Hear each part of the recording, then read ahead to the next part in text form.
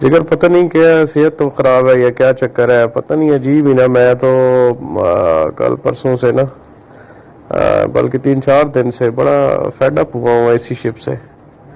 I want piece in life کے جی، کوئی سکون والا ٹھکانہ ہو، بس بندہ کو نامعلوم سی زندگی جسے کہتے ہیں وہاں پہ ہو، جہاں پہ ذمہ داری نہ ہو، جہاں پر مطلب ایک ہوتا ہے نا ذمہ داری مینس کے ایک آپ کو سیلف ہوتا ہے کہ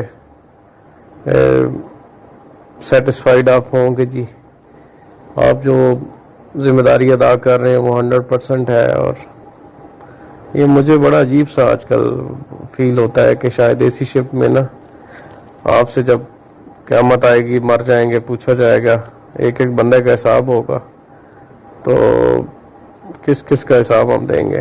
بڑا عجیب سا مجھے نا گلٹ سا ہوتا ہے. اللہ خیر کرے.